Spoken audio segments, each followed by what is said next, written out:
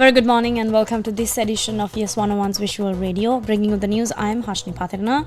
And as always, before we take a look at your news in detail, let's take a look at your headlines first. News First headline.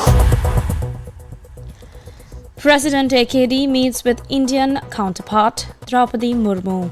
New speaker to be elected in parliament today. In international headlines, Assad gives account of last hours before leaving Syria.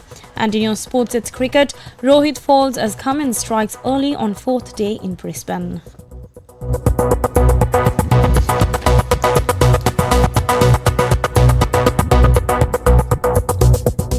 And I want your top story this morning. Sri Lankan President Anurakumara Dissanayake, who is on a 3-day official visit to India, met with his Indian counterpart Droupadi Murmu last night.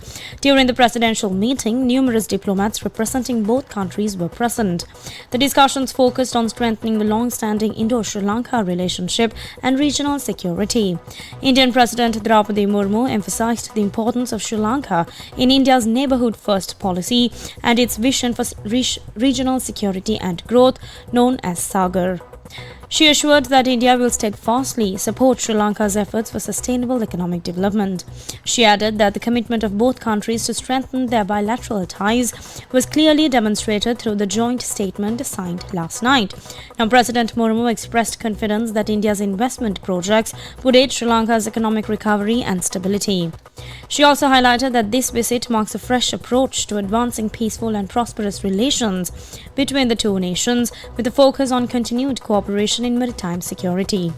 Following the discussions, President Anurakumara Dissanayake and his delegation joined a dinner reception at the invitation of the Indian President. Meanwhile, the President is also scheduled to visit Bodh Gaya this morning, and the President's media division says that President Dissanayake is expected to return to the island this evening after concluding his official visit to India.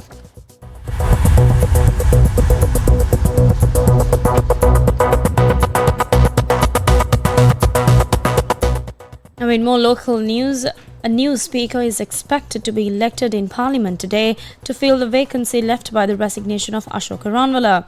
This will take place following the parliamentary session, which is scheduled to commence at 9:30 a.m. today. Several nationalist members of parliament are also set to be sworn in today.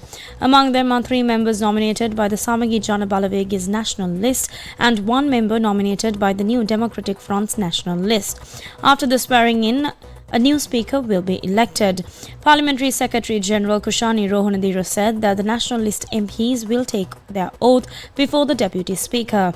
Subsequently, the letter sent by Ashoka Ranwala, who resigned from his position, will be presented to the Parliament by the Secretary General. Following this, in accordance with constitutional procedures, a new speaker will be elected based on the proposals made by the MPs.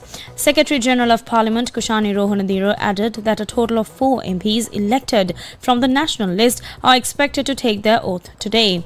Meanwhile, a supplementary estimate of the provision of stationery to school children will be discussed from 11 a.m. to 3 p.m. today, and thereafter from 3 p.m. to 6:30 p.m. a session concerning the restructuring of international sovereign bond securities, brought as an adjournment motion by the opposition leader, is scheduled to be debated.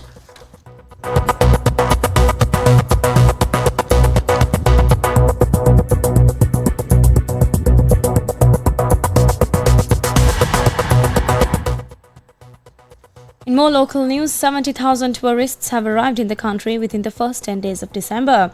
The chairman of the Sri Lanka Tourism Development Authority, Buddhika Parakramasinghe, said that by the end of December, approximately 200,000 tourists are expected to visit the country. The highest number of tourists have arrived from India, Russia, the United Kingdom, France and Germany. The Tourism Development Authority also said that nearly 1.9 million tourists have visited the country so far this year. Parakramasinghe says that by the end of the year, it is expected that around 2.2 million tourists will have arrived.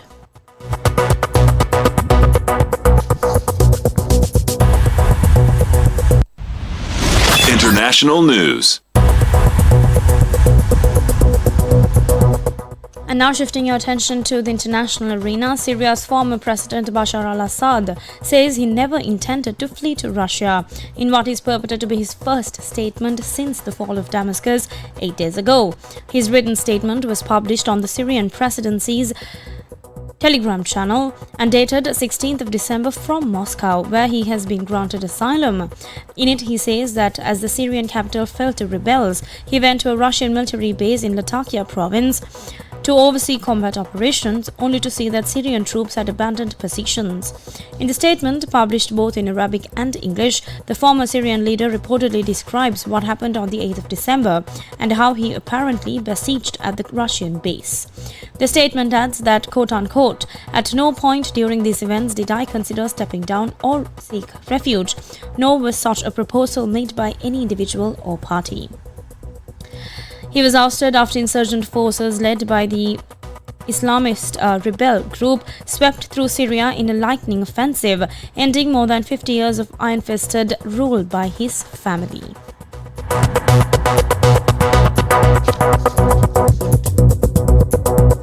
Sports News. And finally, taking a look at your sports update for this morning, KL Rahul received a life from Steve Smith on the opening delivery of the fourth day of the third test between Australia and India in Brisbane. Smith grasped a simple chance at second slip-off the bowling of skipper Pat Cummins, with Rahul starting to look more solid at the crease after he resumed at 33 overnight.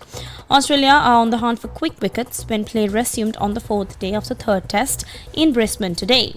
Australia and India are logged at 1-1 in the 5-match series, with both teams still to this point in the running for a World Test Championship final spot to be played at Lord's in June 2025.